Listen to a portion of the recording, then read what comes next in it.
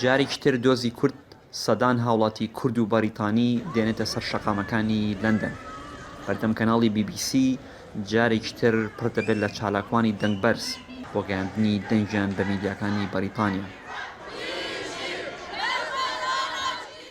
ڕێپێوانیەم جارەی کورد و دۆستەکانی بۆ پشتیوانیە لە کوردی باکوور.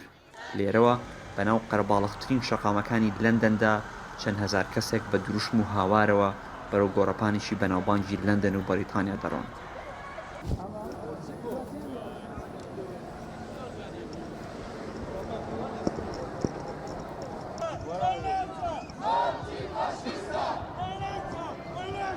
هەزاران کەس لە کورد و دۆستانی کورد لە ناوجەرگەی لەندەن کۆبوونەتەوە بۆ دەربڕینی ناڕزایەتی دژی ئەو هێرشانەی بەرامبەر بە هاوڵاتیانی مەدەنی کورد لە تورکیا ئەنجام دەدرێت.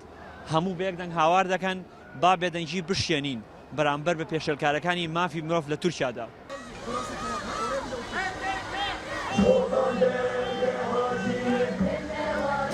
خۆپیشاندانی ئەم جارەش بە ئامادەبوونی چەندین کەس و ڕێکخرا و کۆمەڵی جیاجیای کوردی و بەریتانی بەڕێوەچوو.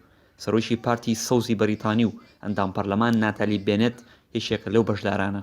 من ئەمڕۆ هاتوومەتە ئێرە بۆ ئەوەی پشگیری پارتی سەوز پیشان بدەم بۆ داواکاریەکەی ئەمڕۆ ئەوی شکاندنی بێدەنگیە. من دەزانم چەند سەرکوتکاری مافی مرۆڤ لە تورکیا بەرامبەر بە هاوڵاتیانی باشووری ڕۆژهەڵات ئەنجام دەدرێت. لە چەندین ڕۆوە دیموکراسی و مافی مرۆڤ لە تورکیا لەژێر هەڕەشەدایە.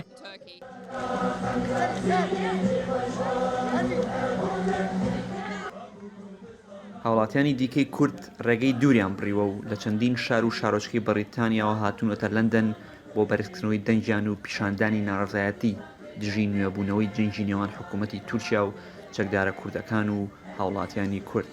من ئەمڕۆ هاتووم بۆ ئەوەی بەشداری ئەم ڕاڵیە بکەم خۆپیشاندانە بکەم دژ بە ستەمکارێکە لە کوردستانی باکوور لەلایەن ڕژێمی تورکیا و ئەردۆغانەوە بەڕێوەچێ ئەو کۆمەڵکوژیە. فاشیزم yani hemû faşizme zavze çema war dikine, mala me war dikine, hemû însana me bar dikine, em Kurdin, em azadî dixwazin, aşitî dixwazin. پەیوەندی بە هێزی بەریتانیا و وڵاتانی دیکەی ئەوروپا و تورکیا و پێگەی استراتیژی تورکیا بە تایبەت لە پەیوەند بە قەیرانی کۆچەوە هۆکارن بۆ بێدەنگیان بەرامبەر بە پێشێلکارەکانی مافی مرۆڤ و دیموکراسی لە تورکیا. سەرجەم بەشداربوانی ئەم خۆپیشاندانە دەیانەوێت فشارێک دروست بکەن و ئەو بێدەنگیە درست تێ بکەن. سەرنگ حارس زێنارتی لەندەن.